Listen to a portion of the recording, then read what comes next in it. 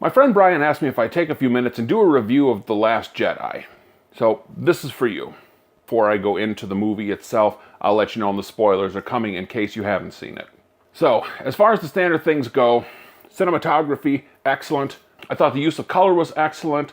Especially there were a lot of things that contrasted red and white, which gave it really a very stunning look. And especially with a lot of indie movies and a lot of movies going with desaturated, it's nice to see something that isn't just washed out gray and awful the entire time. Characters, this is Star Wars. Let's not kid ourselves. We don't watch Star Wars for characterization. Well, we do sometimes, but in a lot of cases, what the character does is the characterization. For example, in A New Hope, Luke really didn't, I'm not saying he didn't have a personality, I'm not saying any of that, but what he wasn't defined by his dialogue, it was defined by what he did. And I guess it's kind of the same here. Plot, well, we're going to get into that in the spoiler half, but let's just say I could probably get every bus on the lot that I work at and drive it through some of these holes. And the most important thing is, was it entertaining? Somebody had picked it up on DVD, so I didn't spend any money on it, so it wouldn't have been a waste regardless. I think if I'd gone to the theater, I might have been a little bit disappointed with it. Okay, spoiler alert. If you haven't seen this movie, I'm going to give you 10 seconds to turn away. 8, 7, 6, 5, 4, 3, 2, 1, 0. In reality, pretty much the movie was a waste. Why do I say that? Well, the plot holes are giant in it. The characters don't matter. Basically, nothing matters, and everything that they showed, it was pointless. Let's go through some of the things. So, in the end, that admiral, played by Laura Dern, she turns the ship around and goes into hyperspace and rams the entire Imperial fleet, disabling their ships and causing them to have problems. Okay, that's good. Why couldn't they have done that up front?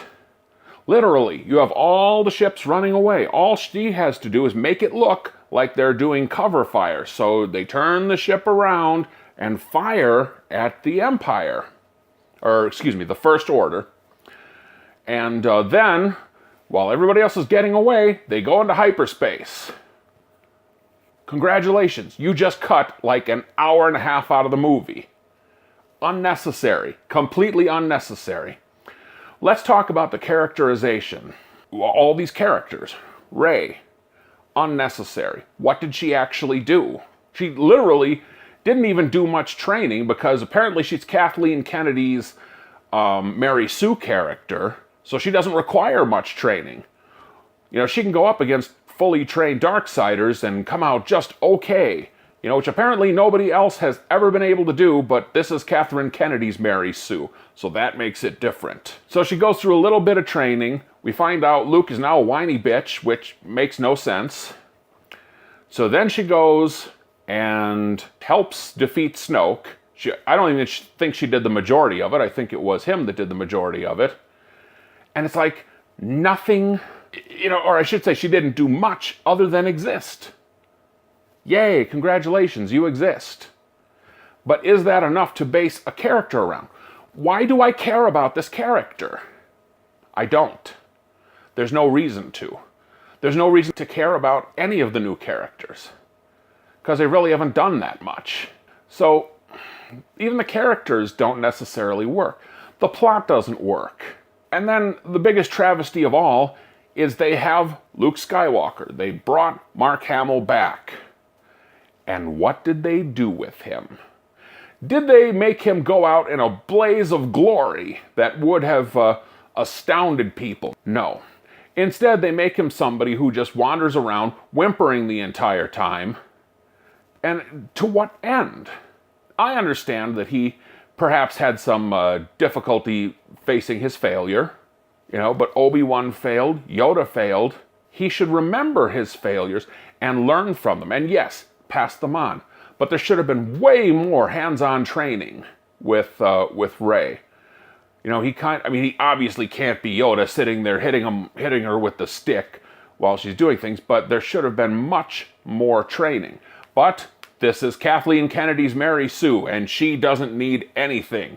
She don't need no man to teach her anything. Honestly, the most interesting part of it were the sequences in the dark side cave and the communication between her and Kylo. Oh, by the way, Snoke didn't matter as a character. They've been selling Captain Phasma stuff. She didn't matter as a character. The characters don't matter. Nothing matters. There's no ultimate outcome. There's nothing. The movie is pointless. Why does it exist? Other than to make Disney a lot of money. I mean, and I'm just a dude, all right? I'm just some guy. But I looked at it and can see this. Could nobody as part of the creative team look and say, there are some very serious problems with this script, with the direction that this is going in, and if we want to make a good movie, then we need to work on it. So that's it. That's my review. Although I think the elements could have been better, they really weren't that good. Okay, that's it for this video. Feel free to leave a like, leave a comment below. If you don't like, go ahead and hit the like button away. Show what a great human being you are. There'll be a link to subscribe, a link for a playlist full of videos just like this, and a link for my most recent video. Once again, I'm J.D. Tremaine. Thanks for watching. See you soon.